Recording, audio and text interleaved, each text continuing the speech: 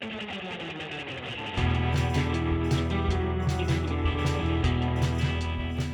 afternoon, everybody, and thanks for joining us here. I'm Robin from Backscatter, and this is our live stream. Today we are joined by a very special guest star, the one and only Erin Quigley. How you doing there, Erin? I'm doing great. Thank God there's only one of me. That's all I can say. Thank you. I'm really happy to be here, and it's wonderful. Thank everyone for tuning in. I'm so excited to not be teaching, instead just talking about photography, something near and dear to me. We are really, really stoked to have you join us, and we've got some super images that you shot. We're going to go into a deep dive on each of them, not only how you shot them, but kind of the why you shot them, or how that pic stood out from the rest of them. So we've got some really cool topics to get into and some really outstanding images to share. But before we get to those, I kind of want to just say, who are you, Erin? Let's introduce you to everybody that's joining us today. Tell me a little bit about how you got started in underwater photography, where you are now, how you got associated with Backscatter. What's your journey been like up to this point? Oh my Lord, how much time do we have? It's just a long journey, but I'll try and compress it. I got into underwater photography really as a matter of survival. I was working at a super high stress entertainment industry job. My previous life was as a costume designer and producer in the entertainment industry. I started out doing theater. I have 2 Tony nominations for my work on Broadway as a designer. And then I designed the Roseanne show for all seasons, which was rather stressful. And so at that time, we didn't have cell phones, and I had like 3 pagers. I was going nuts. And it was either go underwater or go to jail. I was like, hated everybody. I was going to kill somebody. I was so stressed out. And so underwater was really a salvation for me. I did my first 100 dives where no one could reach me, which was awesome, in California in cold water. And, I have a little bit of a short attention span. So within the first 50 dives, I needed something else to do. And my dive buddy said, you need a camera. And so I wound up getting an RS, and I shot film for many years with the RS. I loved it. I still have it, as a matter of fact. It's kind of a paperweight now, but I love looking at it. It has great memories. Hey, Erin, let me just pause you there for a quick second. I'm not sure what this is coming across as on the stream, but on Facebook, it looks like our stream might have dropped. So just hang with me here one second. I'm going to try to fix this because it does not seem to be coming back. So I'm really sorry for that interruption, guys. Not exactly sure what's happened there. It just goes to show you can be on a test conversation for an hour and a half before the main event, and then the minute it goes live, everything crashes. So that's great. But it looks like we might be back to normal here. So let's carry on with that. I really apologize. Sorry about that interruption, Erin. No worries. I think where I left off was that I had gone underwater with a film camera and absolutely fell in love with it. I couldn't stop thinking about diving and taking pictures, even though I had these other jobs that I was working at and were very stressful jobs. But I started traveling more and more as time went by. And I traveled with Backscatter because not only were they so generous with their expertise, but they always had extra shit when mine broke down. So it was, a bonus. And that still continues to be true. I know, because I'm the one packing the extra shit now when we go. But I had my very first housing, I remember, was for a D100, a Nikon D100. And I was so excited after the RS, which was a film camera. It was self-housed. So I had this, I think I bought a used housing online somewhere, eBay, and I got it, and I took it out on a Channel Islands trip. And coincidentally, Backscatter had chartered that boat for their employee weekend adventure in the Channel Islands. I didn't know any of them at the time. And I got into the water with this housing in the D100. I was so excited, and it was a piece of shit. And I was so frustrated, and I couldn't get it to work. And oh my God, I came up just thinking, I'm just going to go back to shooting film. This digital stuff is for the birds. And Berkeley happened to be standing there with, at the time, the latest and greatest light and motion. I believe it was a Titan housing. It had controls in the handles. And P.S., why can't we get one of those back again? But he helped me put the camera into that housing. I took it down. I wasn't even up the ladder from the next dive before I said, I'll take two. And that was kind of the beginning of it. So as film changed to digital, I was a little bit ahead of the curve because I had been a bit of a computer geek in the design field. I already knew Photoshop. I already understood the workings of a laptop computer. And I found myself on every trip that I went on, just helping people understand digital imaging from a very basic standpoint, because I was not a seasoned photographer in the least, but I could help very experienced photographers with this side of it that they were novices at. And so at some point, Berkeley just said, can you just do this? Can you just do this? And I wound up eventually helping out at the digital shootout, which is still like one of my favorite things to do in life. There, and just discovered that there was a real tiny niche for information about post-production specific to underwater. There was a lot of information about post-production out there for topside, but it didn't really translate to the very specific problems that underwater photographers had. And so I was able to, because I'm also kind of a vampire, stay up late, figuring out how to get rid of ambient light, all these little problems that I was having in my own images as a novice. I really wanted to fix my crappy images. So I was able to, develop things and start sharing them. And really, it was like the most organic change for me to step through that door when it opened. And there was just a little bit of room, and I've decorated it the way I like it. And I love teaching. And I'm so excited, always excited to know that, this love of the marine environment brings us together from every part of the planet, every side of the political spectrum, every age. It really gives me hope and inspires me in my own photography. And I think that passion and everything you just spoke of really, it comes across, and there's no better proof than what you've built with your Go Ask Erin series and the wealth of knowledge that you publish and put out there specifically for underwater photographers and how to make the most of their images in post. I mean, what might have started organically for you has grown into one of the most prolific and iconic image tweakers and master of the Adobe dark arts in the underwater world. I mean, it's cool. I know I'm a witch.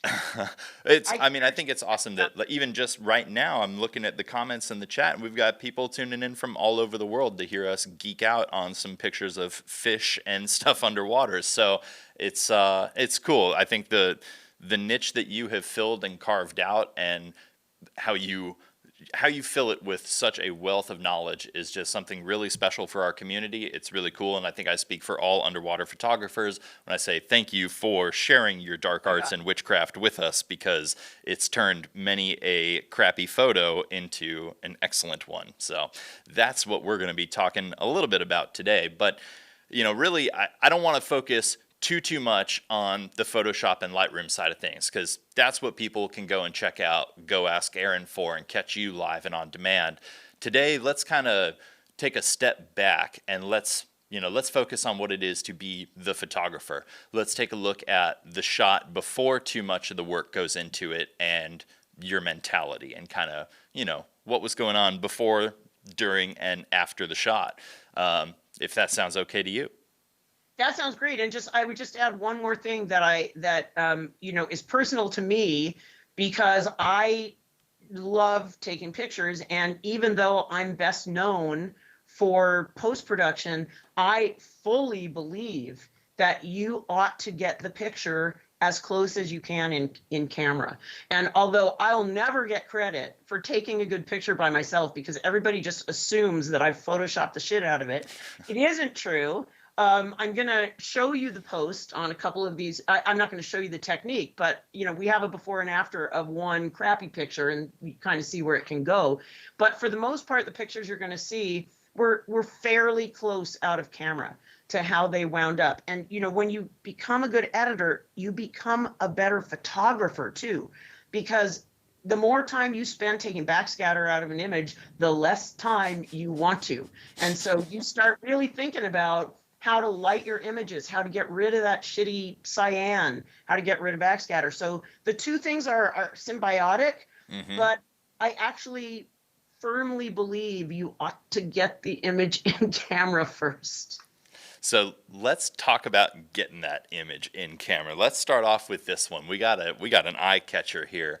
We're going head on with a school of catfish. What are we looking at here? Yes, so this is an image that it took me until last year to get. I have been shooting since 1994, and as a new shooter, I remember seeing someone get this image and I was like, oh my God, I love that. They're all facing you. It's so cute. They're just, every single one of them is looking at you in a different way, but they form this textile, this beautiful pattern, and I could never get the damn shot. And these things they're ubiquitous. They're everywhere. And where is this? This I think is in Raja. Okay. This is on a trip in Raja. Okay, Raja and Bot. Cool. And actually it's shot, believe it or not, it's shot with the new Backscatter flash and snoot. Yeah, mini flash. Yeah. Awesome. So I just, it seems like these guys, everyone else on the boat was getting the shot. These fish faced everyone except me. And then finally, here I am testing a new piece of gear, and they're coming at me. They're coming at me. Please don't screw it up. So I was so thrilled that after all these years, I finally got this shot. Now, will I stop shooting it? No, of course not. Because there's always a better shot where I can fill in that little dark spot at the bottom. But we'll go from there. So tell me what it's like as an underwater photographer when you have the shot in mind and you know what you want and everyone else on the boat gets it but you. How do you stay friends with everybody on the boat in that moment? Well, it's kind of it's like different stages of shame, of self-criticism, of hate, just like jealousy. And then, the inevitable, what's wrong with me? I suck. Why am I doing this? I am just going to shoot one of these and paste its head in 1,000,000 times in a frame. You go through all of those things. But actually, for me, it was just like, damn it, I'm going to get this picture. And so every dive I saw these things, I'd be like, okay, if I have the right lens, the right port, I'm going to go after it. And eventually it paid off. Nice. Very cool. So let's move on from this one and let's look at a little sequence of images here. So the first one we're going to throw up is a really cool vertical of a bird possibly about to meet its impending doom. We've got another nice action shot of this same very prolific white shark subject. A moodier kind of, just about to break the surface shot, and then our kind of top pick here with number 4. So I want to talk to you about each of these shots, all, as you can see from the metadata on here, a range of different cameras. Each of these shots, I think, is more awesome and tells a little bit more of a story than the last.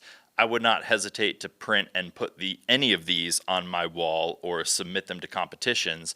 But before our stream started here, we were talking about why this final one was your favorite. Can you tell me a little bit about selecting this shot among other solid, epic action shots of a crazy iconic subject? Like, what goes into your decision-making process there? Because sometimes you can only print or submit one. How do you choose what makes the cut? Well, for me, I love this very charismatic animal, and I've shot it a lot. But over time, the thing that's appealed to me are different aspects of its personality. So each one of those shots that you saw leading up kind of captures a different aspect of it, and they kind of also reflect my evolution of understanding the animal and deciding what I wanted to go for in the image. So the first shot with the seagull feet hanging down has almost a Kuna Matata circle of life feel to it, which I like. I like the story of it. People don't understand that that bird never got eaten. That shark played with the bird all day long and finally ate another bird at the end of the day. So it was a cool story that I remember. The second shot with the mouth open, this talks, I have memories of the shot because I actually didn't see that happen. I was just getting in the cage. And, this speaks to like being prepared. I saw bubbles. I knew there was action, and I just held my finger down on the trigger, and one of the shots came out. It really was less skill than preparedness, but also there's something about these sharks with their mouth wide open that I've stopped liking as much. Kind of perpetuating the myth of this animal as just a human gobbling monster has fallen out of favor, not just with me, but with the community. And so I'm less a fan of the shots where it appears that the animal is threatening in some way. The third shot where it has, rays of light, it's almost like a shark goes to church. It almost has like a religious feel to it with the choir of the fish surrounding it and going away. And I do like that one, but still its jaw is pulled back. And to me, to my eye, I can see, although you don't see it in the picture, I can imagine that there was bait, that this shark was baited, because there's otherwise no reason for it to be, showing its teeth like that. But this final shot to me, with the shark coming down into the water, and not really with a wide gaping mouth, but almost with a smile. I just love the dynamic. It stops being water in a way to me. It almost looks like a sky and clouds. And this shark has kind of an airplane-esque feel. I love the bubbles coming up from its snout, and also the eye contact, which you don't really get in any of the other shots in the same way. This shark is definitely checking me out, and I was just able to get all the detail that I needed to on the shark's face, its teeth, but also the water. I just love the water and like the little tiny micro bubbles that seem, again, like clouds in the background. So when I have a shot that takes me from the reality of the situation, this is an animal, it's a fish, right? Okay, this is in the water. When it transports me to another thought about it that takes it out of the water and into, it looks like clouds, it looks like the sky, I know that that's kind of successful, because it means that I'm doing more thinking about the shot than just, oh, I see what it is. It's not just an identification of this animal, but it really is evocative and has motion. I don't know. I like the texture of it. I do too. I think the crispness of this particular image compared to the other ones, especially when viewed up close, really stands out. I mean, it is as frozen of a moment in time as you can hope to capture. And I think when you factor in everything you said about your philosophy on how to present this subject, that really is what makes this one stand out among others. Even though they might all be epic in their own right, this is the one that it conveys the tone and the message of the subject as intended by the photographer, not just as a byproduct of it. Right, and I think if you look at the cameras too, this is probably the newest camera. So this is, I think, I don't remember, I'm not 100% sure, but definitely the crispness is a function of this camera being able to do a job, do a specific job. Hey, I just want to give a quick shout out to everybody too. We just crossed over 100 people tuned in live right now, which is really, really cool. So thank you everybody for joining us. If you do have any questions or comments on any of these images or anything you want to ask Erin, feel free to drop it in the chat and we will get to those questions as soon as possible. For now, let's cut it on to the next shot here, Erin, where we've got an amazing manta cruising through and kind of parting the bait ball here. We were talking a little bit about this shot and knowing that you got it in the moment. It was one of those things where as soon as the shutter clicked, you knew you had it. So I want to talk about that moment of zen and what goes into, the confidence of knowing you've got the shot when that action happens in front of you. Yeah, this was when you could still scuba dive in Hanafaru Bay in the Maldives, and there was a cleaning station down at the very bottom. So I was kneeling in the sand, and it was kind of shit viz, but there were, there was so much life going on. As a matter of fact, right in front of me, down below the edge of the frame, were 3 ornate ghost pipefish, which I happened to notice because I was waiting for this moment. And I didn't know that the fish were going to form that arc. They were kind of flat. They were just down in like a little blanket along the bottom, and I thought they were cool anyway. But this manta kept coming, going around, going around, going around. I had swam around to the other side to try and get it coming forward, but it wasn't working out. And I realized that there was, potential here with this kind of parting shot. And as the manta was coming from behind me, I heard someone banging on their tank, and so I knew the manta was coming. And I was just set up, and I saw it start to come over the top. I was like, please stay on that route. And then just at the last minute, the fish, poof, and it was not like I saw them do that. It was like they did it almost because I clicked the shutter. It was weird. They just like suddenly went up, and I clicked the shutter a few times. And, in a couple of frames, the tail is just cut off because I was a little too eager. But when I reviewed and I saw the composition, it is the moment of Zen where it's like, okay, I got it. I'm so happy. So happy. I could see the little sparkly, I could see the little highlight warnings going off, little tiny highlight warnings where all the little fish's heads were. And I knew that was perfect because I know that, that review on the back of the camera, which is usually a big fat liar, is it's a representation of the JPEG preview in that file. And so if I see a little tiny bit of highlight loss, of clipping, I know it's probably perfectly exposed. And, it's really hard when you have all these little shiny fish, and I was shooting with strobes. It's really hard not to completely blast them as they get close to you. So this just was... It was a moment when, Mother Nature and Neptune and whoever else conspired to put all the elements in place at the right time. Very cool. How, when it came to dialing in your strobes and avoiding overexposing and blowing out stuff, were you shooting at a lower power? Did you have them out a little wider? What was your technique? They were out wide and low. I was shooting the YS-250s even then, which is way long ago, but they're such good strobes. They have such wide coverage. So I had them out wide and back. If the fish had come much closer to me, they would have blown out. It's just like right at that perfect distance. And I just wanted to get a little bit of light on the manta. I wasn't trying to light the whole manta up. I just wanted a little bit of light. And again, the manta is actually blocking out the brightest part of the sky, which probably would have looked really ugly too, because it was murky. It wasn't a sunball. It was just kind of kind of a glow. And this image was a perfect translation to black and white because the water was very green and the manta is not colorful and the fish were not colorful. It just is,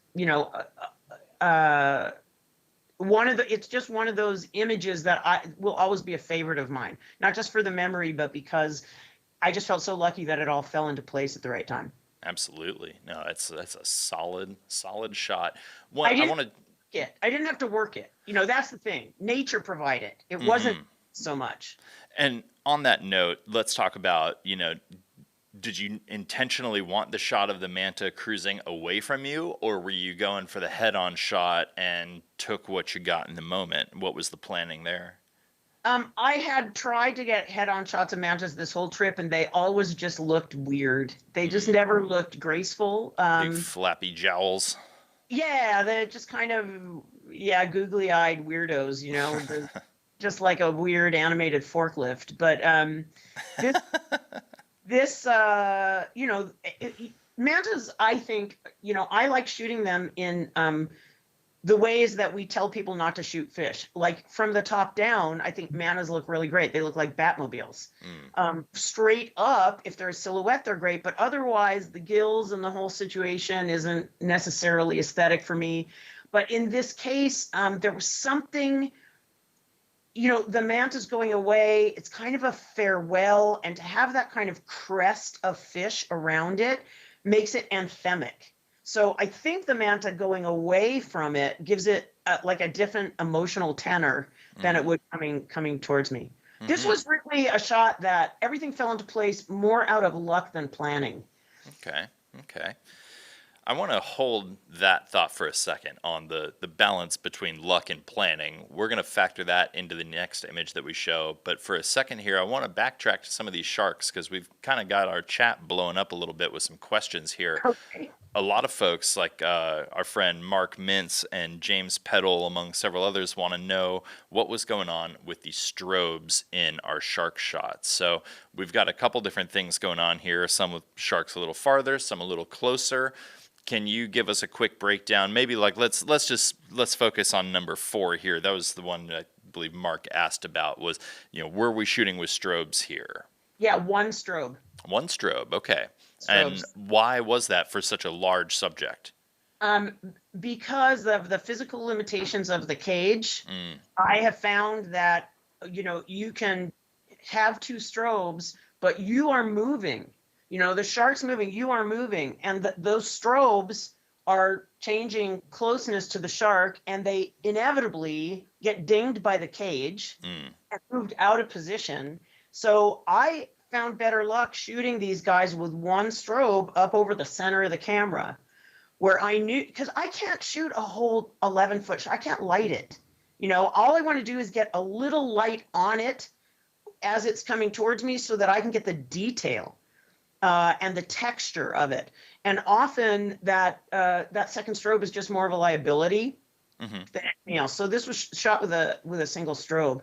The other shots that you see that are black and white, you can pretty much guess those had no strobe. So again, shooting the white sharks, when you're in the cage, there's a lot of crap in the water. There's often bait in the water. There's bubbles from the generator on the boat, generating a steady stream of bubbles. There's bubbles from other divers, depending on where the current is. And so often your strobe emphasizes the wrong things, especially if the shark isn't getting close enough to you. And, even though a distant strobe light on these guys, because they're so reflective, will add enough light so that you can get a little color back on their gums and, fins and that kind of stuff. In general, shooting ambient light and then correcting it in post has been better for me. Now, the 2 shots that are black and white, there were no strobes fired. Okay. There's one question that came in from Maris Casmers, who it's a very good question, and says, when one sees a picture in black and white, there's often a sense that for some reason the picture didn't work out in color. So she wants to know, or they would like to know, why go black and white? But I want to stick a pin in this question because we have an excellent image that really illustrates that concept coming up. So great question. Hang with us for a few moments. We'll get to an even better example of that, I think, than these sharks. But I want to address something that's inherent in that question. Sure. All black and whites are not because the color didn't work. Okay. Many black and whites are because the image is more suited to black and white than color. So, for instance, I have, and Robin, it's so funny because I gave you a black and white and a color initially, and then I took it out of the mix of the shark with the seagull feet. I have a black and white image, and I also have a color image of that. And I was telling Robin earlier, it's about 50-50 who likes the color and who likes the black and white. And when I've submitted it to magazines and other people, some people ask for the black and white, some people ask for the color. It's pretty much equal. They have a little bit of a different feel to them. The color has more of a natural history feel. The black and white has more of a storytelling, dramatic feel to it. So, black and whites, they need form, they need structure, and they don't need to rely on color. So these animals aren't colorful to begin with. So I'm not losing that much by translating. But it doesn't always mean that the color image didn't work. Sometimes it does. Good insight. Lauren Greeter, sorry as always if I mispronounce everyone's names. Hey, Lauren. She wants to know, do you shoot in auto ISO? Because they're noticing that some of your shots, like they range from ISO 200 like this one, up to 640 and even 1250 on our final pick. So what goes into your decision-making process there and balancing noise versus, having to boost your exposure because of other settings? Well, I have shot in auto ISO. Obviously, you can't have strobes when you're doing that. So you have to be shooting natural light. Auto ISO in my camera is great because I can set an upper limit on how high the ISO goes. And I would typically use auto ISO if I were in a situation like shooting a bait ball, or shooting something where it's going to go around me and my relationship to the sun or to, the lightness that I'm shooting into is changing rapidly. I would then try auto ISO just as a means so that I can get the shots very, very quickly.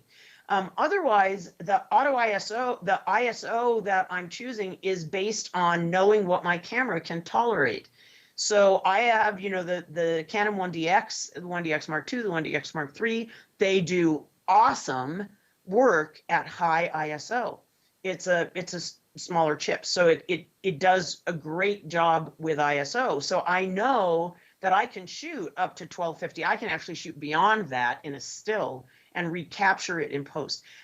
Part of this, Lauren, is just knowing what the parameters are. And you hear me say it all the time, know what's in your bag of tricks.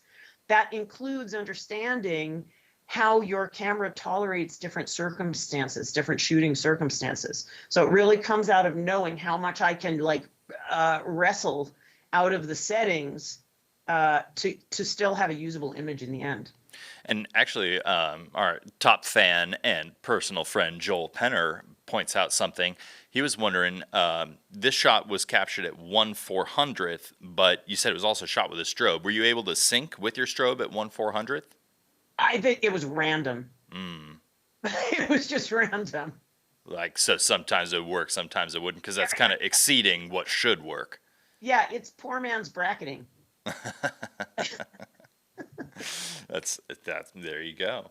All right. Hey, I'll tell you, we had one last question on our Manta shot here. Let me just double check. Carolyn Pugh Peterson was asking how far away that Manta is from you. So how big is that subject and how far away were you? The subject is very big. Now, I think that was shot with, you guys remind me what camera that was? That's a D300 with your Tokina 1017.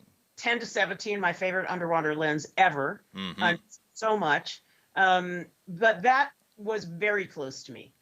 So that Manta was came pretty much right over my head. Those fish are maybe, I'd say, the fish in the bottom there, the bigger fish, they're probably, I don't know, a foot, 18 inches in front of me. And the Manta came right over my head. And as soon as it cleared the frame, and obviously before I told you I cut off the tail in a couple shots, but as soon as it cleared the frame, I was just taking pictures. And that's also why I was afraid of the little fish blowing out, was because I was kind of just in the middle of all that going on.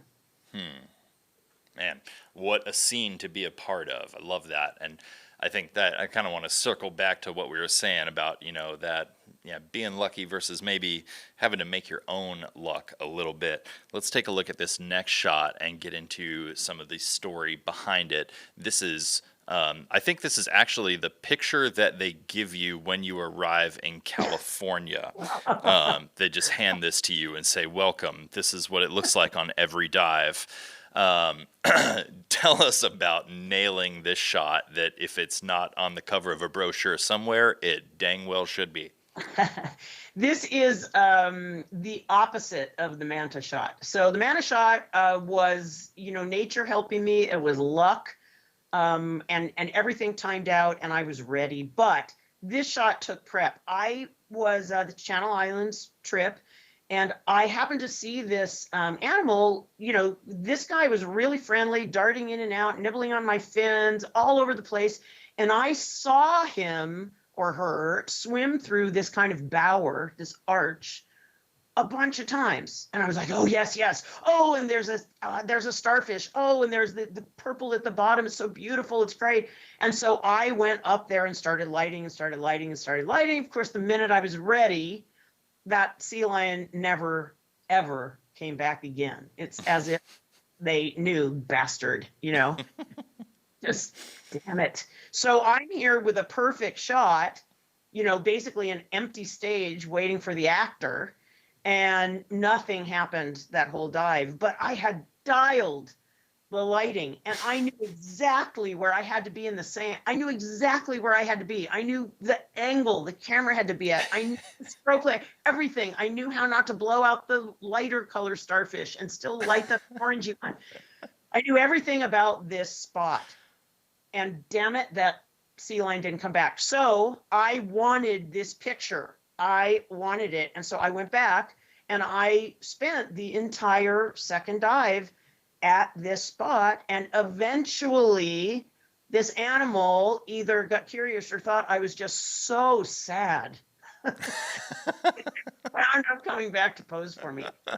But, this kind of shot is very satisfying when you put the work into it. And it doesn't always happen. It doesn't always pay off that you wind up with what you visualize.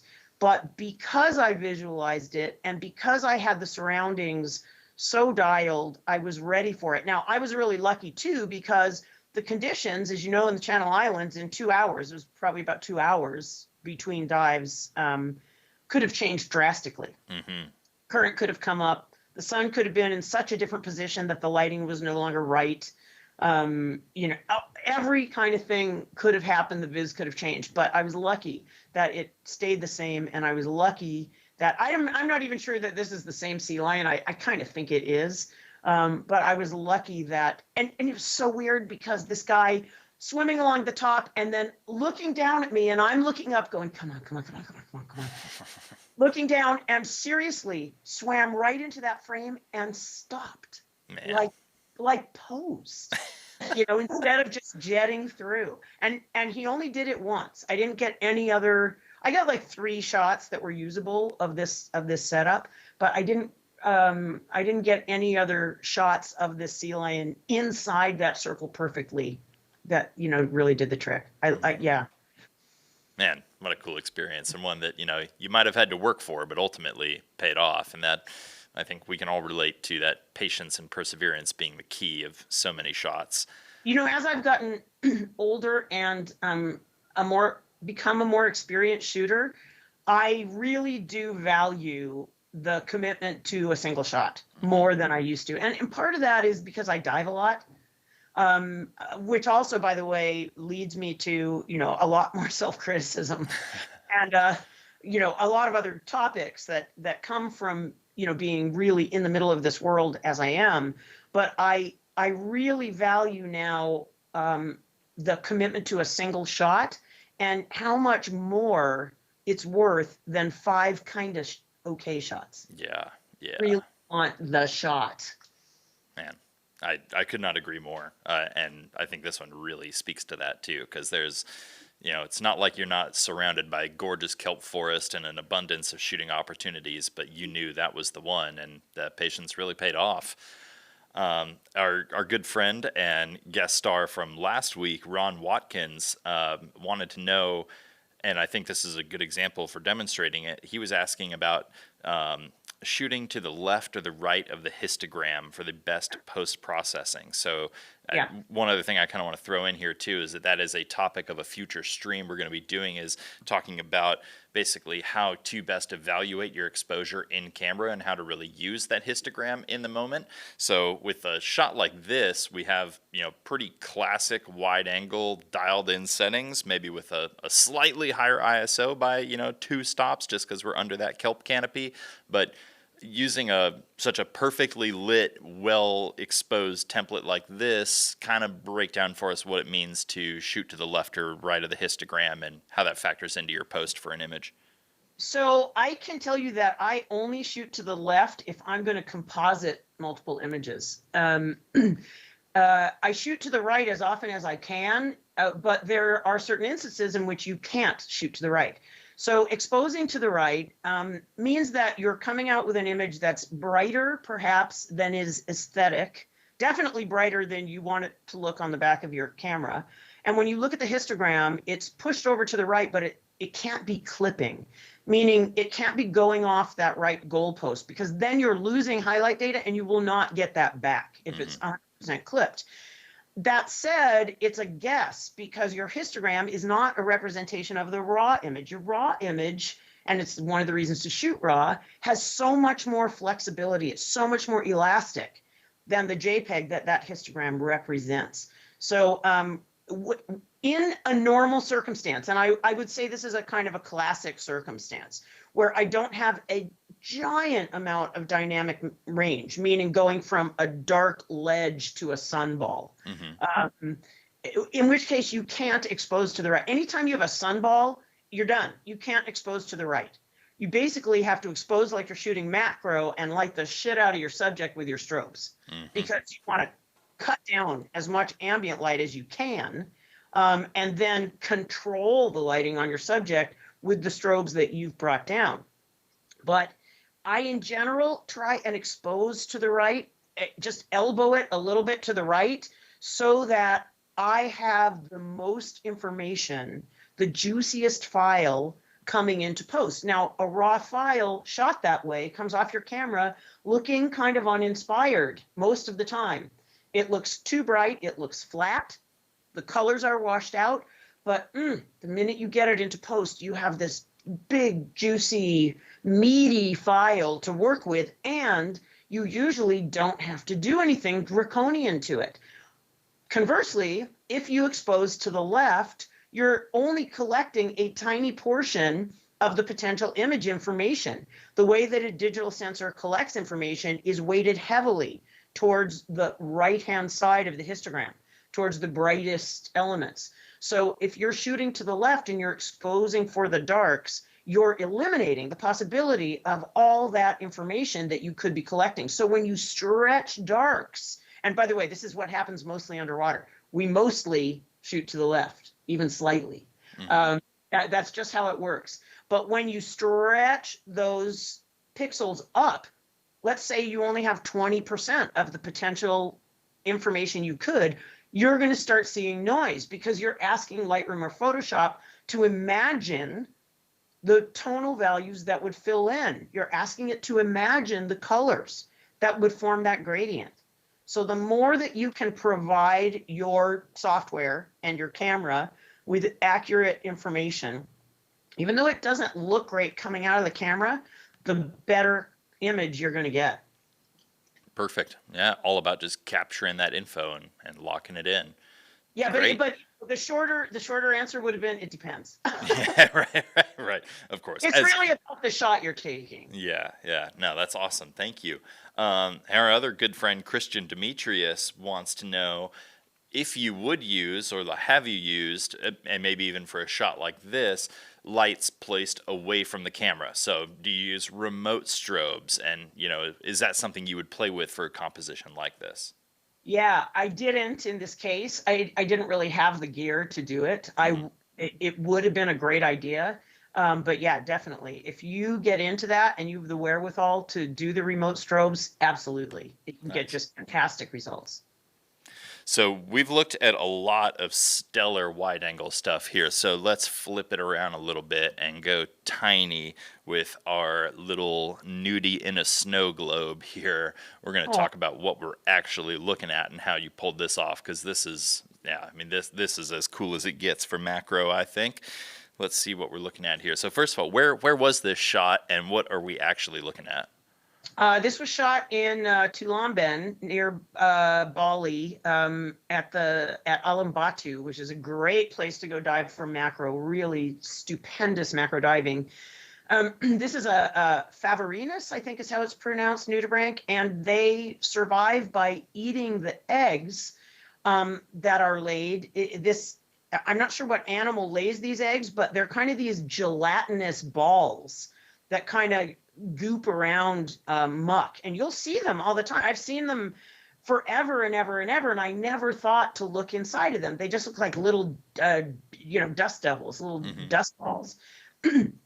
And the stellar guide that I was with, Alex Dharma, which, by the way, if you ever are up there, you've got to look him up. He's a great, not only camera assistant, but amazing, intuitive, creative, very skilled photographer of his own right. he pointed this out to me. And, you know, these things are like, they're like Jello balls. They kind of wiggle, and they, you know, the slightest current will roll them over. So it's almost like this guy's in a little habit trail, a little Jello habit trail going around. And I'm shooting this with an SMC also. That's the Nauticam SMC macro lens. Yeah, with my 100mm lens and the backscatter snoot. Okay, so that's the optical snoot on the mini flash. On the mini flash, yeah. Nice. And I couldn't have done it without that, because it is just on the dirty, icky, mucky, you know, background here. I actually added this picture, Robin, because it reminds me so much of kind of the planet now, you know, where there's this animal on the inside of it eating the rest of the world. And you know, it just reminded me so much of the time we're in now. But it was really, I took probably about, oh man, I'm going to say 50 shots of this before I got one in which the Nudibranch was acceptably sharp. I really could see that little eye spot. I really wanted the eye spot. But if I got I wanted some of the egg sharp too. So it was really a dance. And, you know, luckily with the mini flash and the snoot, once I lock that thing down, it's so easy. It's the first snoot I've been able to use where I could do it myself. I've always wanted to just open a vein, you know, other snoots.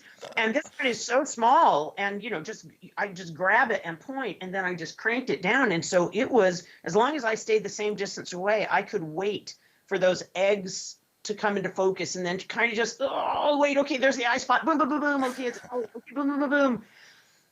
And, you know, I'm really happy with it. It's an unusual shot. And, you know, we talked about this a little bit before, but you know, the more I shoot, the more I'm in the water, the more I see other awesome photographers. I'm really wanting to get something unusual out of my pictures. So, you know, this to me isn't the standard Nudibranch shot. It's not even the standard nudie laying eggs shot. You know, the nudie even kind of looks like it's looking up at me, looking up the lens. And it's kind of like a weird, I don't know, it's a weird cow. Well, you know, kind of. And you get this crazy like juxtaposition from these super sharp little points all the way to the extreme bokeh in the background. So you're not clear if it's like that's the background and it's just selectively lit, or if it is in this little sphere. I mean, it's really cool for macro. It's you know, usually we're like, let's eliminate the backscatter, let's have no little particles in there. So now you kind of flipped it on its head and made a really stunning shot.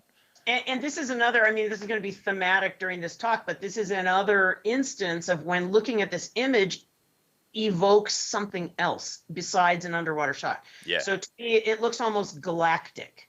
You know, it makes me want a salted pretzel. There you go. Yummy. Exactly. Oh my God, I hadn't thought of that. Sorry. Now, but it you know, it looks like a little weird universe to me. I stop thinking that it's an underwater shot, and I really like that. You can kind of. Yeah, I do too. You know, we were talking about the SMC lens that you used to capture this, and our friend Martine Van Well asks, she says that she's been told that your SMC-2 is one of your favorite pieces in your kit, and it's something that you use whenever you shoot macro. So what makes that SMC-2 so special that it becomes a must-have piece of kit for you? Martine, I love you so much. Martine was with me on this trip. Martine is my dive buddy, and Martine was with me on this trip, and she knows that I brought the SMC-2 on the previous trip. I brought the SMC-2 and not the SMC-1 because it was new, and I thought, oh, I'm just going to shoot this. It's so great. I couldn't do it. I couldn't do it. It was like, and it's an art lens. It's a whole different experience of magnification with a razor's edge of depth of field. So talk about having to visualize what you want. The SMC-2 is, you know, you need to really get down there and decide on an image and visualize it and make it happen. It is not going to happen by accident. You know, these lenses take some getting used to. There's definitely a learning curve. but the SMC-2 takes it to a whole new level. So Martina's being a little bit sarcastic. Yes, that because she, I think, heard the screams on many dives. And you guys think I use a lot of profanity. It was like every other breath was shouting at the universe, why did I bring this thing? Why? Have to wash your regulator afterwards. It gets so dirty. Exactly. But that said, I didn't get many keepers from that trip, but the 3 that I got with that, I really like. I didn't include them in this, but I really like them. So they're different. They're not something I had in my regular stock of images. Nice. Awesome. Awesome. I dig it. So I'll tell you what, let's take a look at this next one here. We've got a seahorse in color, and then we've gone and taken a little before and after look here with the same seahorse converted to black and white. So we had somebody asking earlier about the decisions in that process. Can you kind of walk us through this one? Yes, this is a situation where the black and white is a rescue for an image that didn't work out in color. So I spent a lot of time trying to backlight this with the snoot, and I was, as you can tell, unsuccessful at getting what I would consider a usable color image out of it. But there was something about the way the light was coming through the eye and something about the spines on the seahorse that made me think of Dia de los Muertos. Okay. And also the little flowers around it. You know, when you see Dia de los Muertos, there's always the what are they? The marigolds that are used. And so it started to remind me, and I think this was kind of around October, November, but it started to remind me of the altars, that you see, and the calaveras, all the skeletons and stuff that go along with it.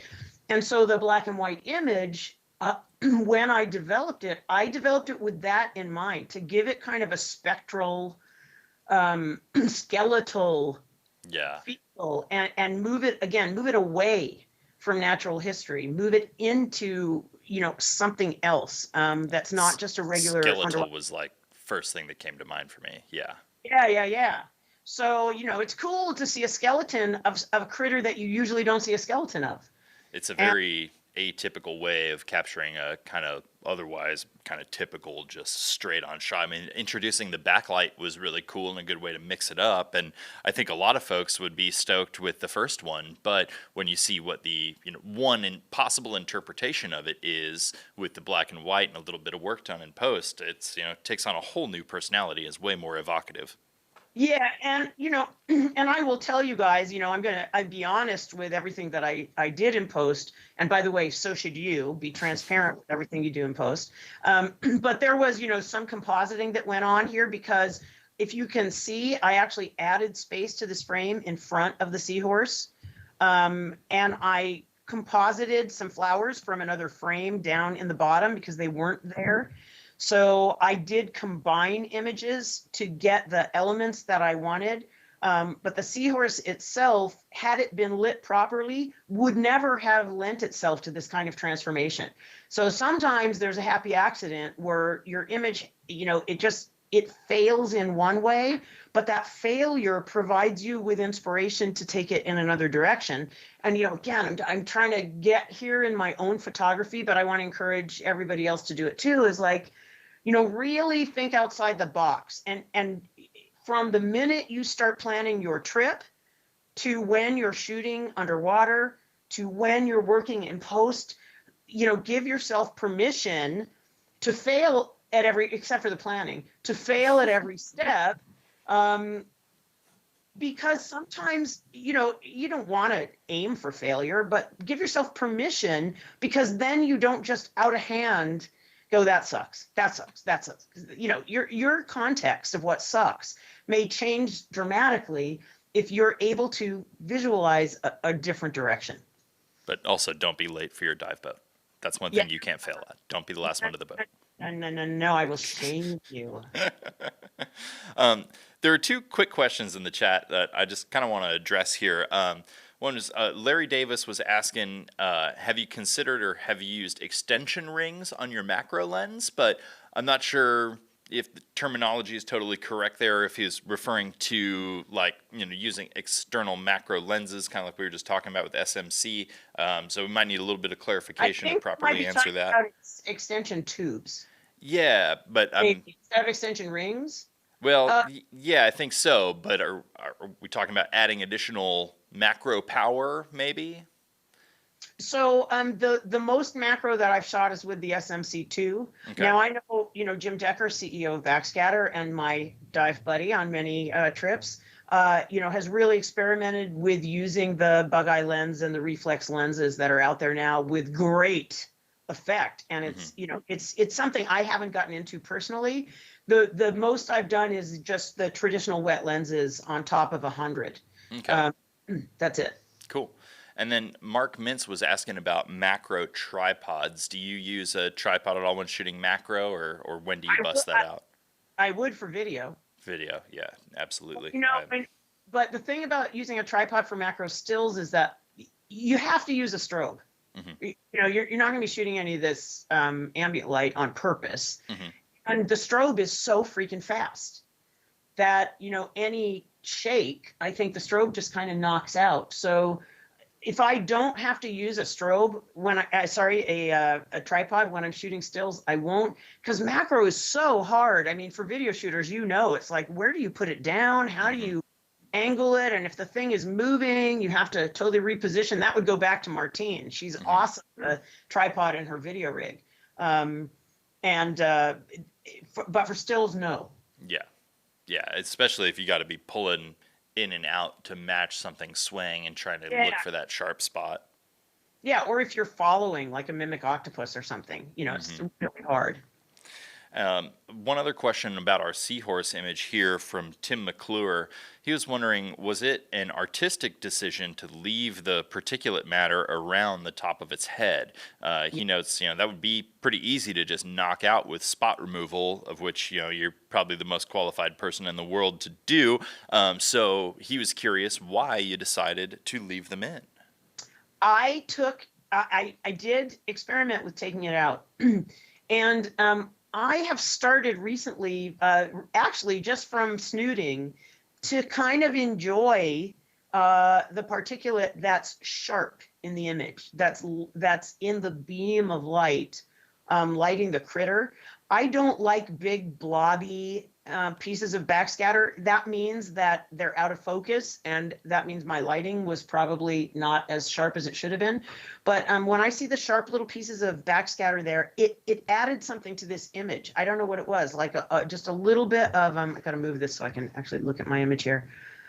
Yeah, when I took it all out, what happened was these hairs, all this fine detail on the top, kind of took on too much importance. And it made it look artificial. It made it look edited, really. So anything that I can do that makes the image look untouched, even if I've touched it a lot, I'm going to stick with. And in this case, I've started leaving backscatter in a lot of stuff. But again, I leave the sharp backscatter in. I take out anything that I deem like distracting. But I just have started not caring as much. Maybe I'm just jaded about it. I don't care as much about the backscatter anymore. As long as it's sharp and it's in the same focal plane as my critter, I'm gonna leave it in. Yeah, I think as long as it's sharp, it keeps it kind of grounded in reality and preserves that natural look. But I think I'm going to use that as a segue into our next image, where we literally take that and turn it topsy-turvy, because now we're going for something a little less natural and decidedly more surreal. I think this is probably my personal favorite out of this series. Tell us what we are looking at. We are looking at a school of fish shot in Bonaire, very shallow with really crappy viz. And this image is upside down. Obviously, you can tell from the water. The image right side up is, yeah, it's okay, but your eye is drawn to the flaws instantly. because you recognize the water as the top of the water, and you recognize the fish pretty easily. And this algae in the foreground, for some reason, it takes too much attention in the right side up version of this photo. But I encourage you guys, whenever you have something even vaguely abstract, flip it around, flip it upside down. And actually, anytime you have something that you could flip, even a critter, in a position, flip it horizontal in post and see. And sometimes it's really weird. The impact changes dramatically. I just like that this, again, we're back to the theme for me of how I kind of chose these images, is of the underwater image evoking an other world or another place, or something other than a standard natural history shot. And I'm not saying that, I'm going to go on doing that forever and ever, but I just have noticed recently that that's been really, really appealing to me. I saw a Kerry Wilcat, who's a great shooter, had a great picture of from underneath of some sargassum seaweed. And this was like years ago, 5 or 6 years ago. And the way that it was lit with the light rays coming through it, it looked again like it was a planet. Somehow in space, it was like this odd, you can't make sense of it when you're looking at it at first, but it's beautiful. And ever since then, when I'm in a situation of a big environment, it usually is a big environment, I'll think about it and how can I envision this so that it might do great. This picture also works really well in black and white. Yeah, there's some serious texture going on here. I mean, you got 4 like very distinct feels in just vertically layered. And I think the thing I keep coming back to with this one is that from the minute you see it, something's not right. It takes your brain a minute to recalibrate, and yet it's still immediately apparent that it's an underwater shot. It's like the surface of the water, those tones of blue, there's something that dials you in right away, but then you kind of do that, that quick minute, and I think it creates a really cool scene, and it's something that I probably would have just skipped over in my Lightroom catalog. I don't think I would have taken the time to examine it from a different perspective like that. Yeah, it helps that the fish in the real world were actually kind of nose down. Yeah, so actually, we nose just had a comment about that from Pierre Minot. He says, but the fish look right side up. Yeah, no, they're swimming downward. So they're not swimming upside down, but they're swimming downward. So when I flipped it, they look right side up. It's really weird. So cool. What a trip. I know that's the one I want as a huge high quality print to to wake up to or something. That needs to be a gigantic mural somewhere or something. I really dig it. When we judge the digital shootout, the criteria is, could I live with this on my wall for a year? And a lot of pictures that are, beautiful pictures, but standard underwater pictures, you think, I'd get tired of it. But something like this that's abstract and a little bit out of the box, it invites you to explore it in a different way every time you look at it. So yeah, this is one I'm so self-critical. I mean, because I work with such amazing shooters, and I feel like I'm just a baby, with, Christian and Ron and Berkeley and Jim and all these people that I just, revere and have been my mentors and have inspired me over the years. I'm very, very self-critical because I'm in the company of those great shooters all the time. But because I'm in their company, I also know they take some shitty shots as well, which has encouraged me to be okay with exploring on my own. But I really recently have gotten into, trying to get away from being so self-critical. Part of that has been trying to get away from trying to just imitate the things that I see and like and think are trendy or think are acceptable. And instead of imitate, innovate. On your own. There you go. Well, you can't ask for much of a better kind of parting thought than that. Erin, it's been a real pleasure having you this afternoon and getting your insight on these shots and just on underwater photo in general. I think you are an absolutely stunning photographer, and it is really cool getting to take a deep dive into these shots with you. I really appreciate you taking the time to do it with us. Oh, thank you so much. I've enjoyed it, really enjoyed it. And thank you everyone for tuning in and listening to it. It's a real joy for me to share, these thoughts with you. It's something I don't talk about very often. So thank you for the opportunity. Can you tell everybody a little bit about how they can get more of your content and how they Oh, can get connected with Go Ask Erin?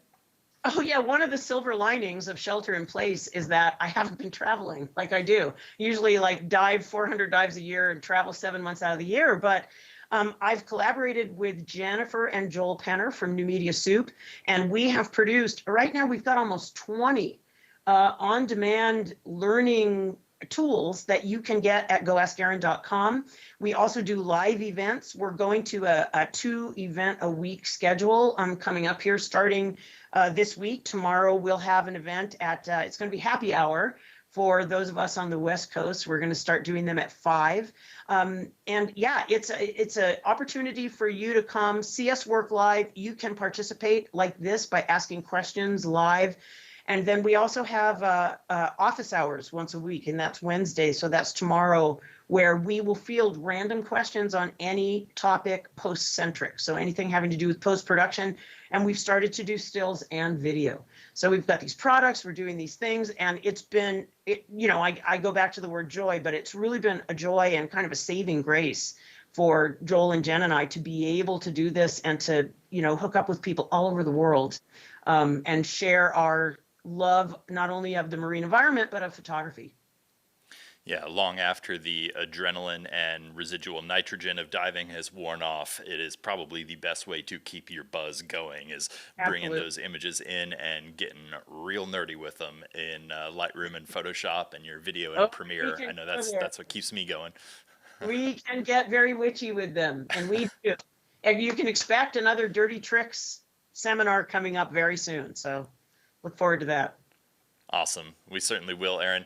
Thanks again for joining us today. I'm Robin from Backscatter signing off here. Stay tuned. We are going to keep a whole lot more content coming your way. So keep it locked. Keep following us. And Erin, I'll let you wave everybody out here. Thank you so much, you guys. I love you all. Thanks for tuning in. We'll see you next time.